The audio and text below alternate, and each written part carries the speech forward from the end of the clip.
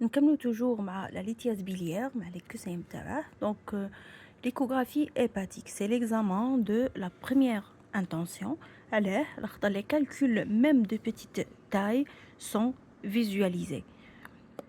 Donc l'examen de première intention pour la lithiase biliaire, l'angiocolite et la cholécystite aussi, c'est l'échographie. Ça y est. Donc il faut penser aussi au diagnostic différentiel de l'angiocolite par lithiase.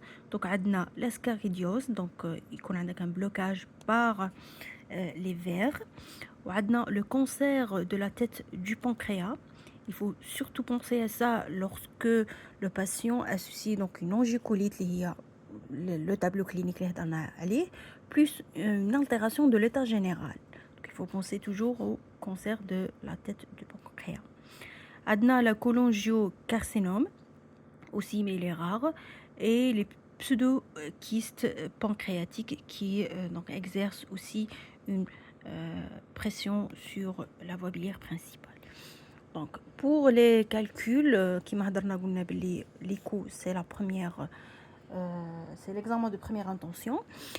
عندك la radiographie standard ماهيش performante, donc les calculs sont radiotransparents.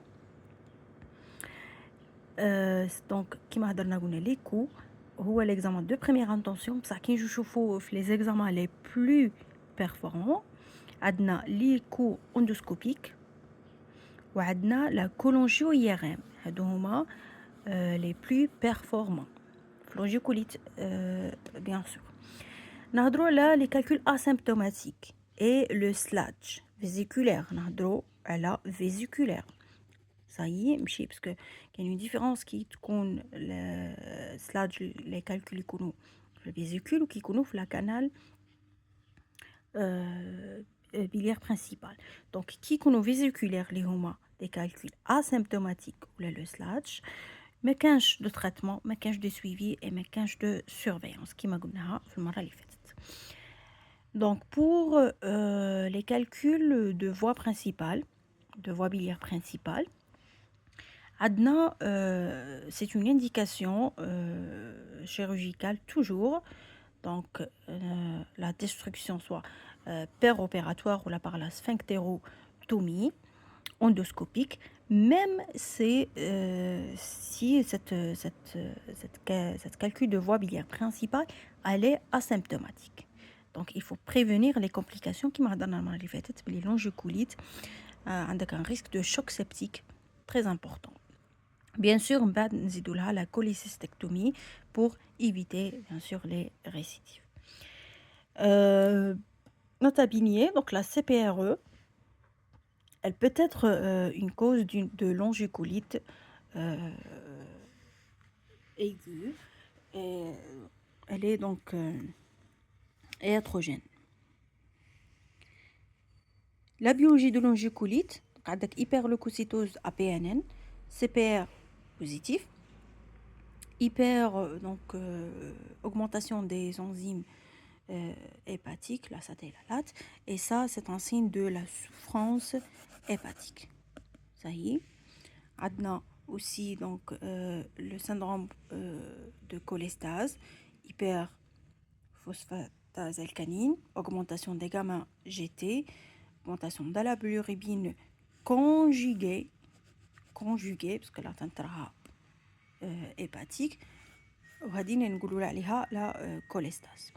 Donc dans 70% des cas, l'hémoculture elle est positive. C'est pour ça le risque de choc septique il est très très important. Donc gahadou يكونوا طالعين في le début de cette pathologie, mais si elle est prolongée, donc on va donc trouver même un TP bas, donc علاه يهبط TP plus aussi un allongement de TCK, donc avec l'hémostase il est touché, elle est par malabsorption de vitamine K, puisque les enzymes de la vésicule biliaire sont très importants au cours de l'absorption des vitamines. Donc pour terminer, on a les germes de longicolite. Donc, bien sûr, ce sont les germes du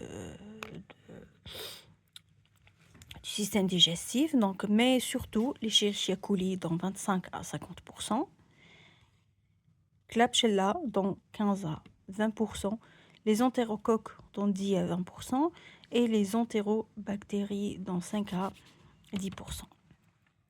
La sphinctérotomie par CPRE et le drainage en urgence peut être donc substitué par un drainage transcutané si la CPRE est non disponible ou l'état du patient elle est non stable. Donc ماشي دايما نديرو le CPRE, mais parfois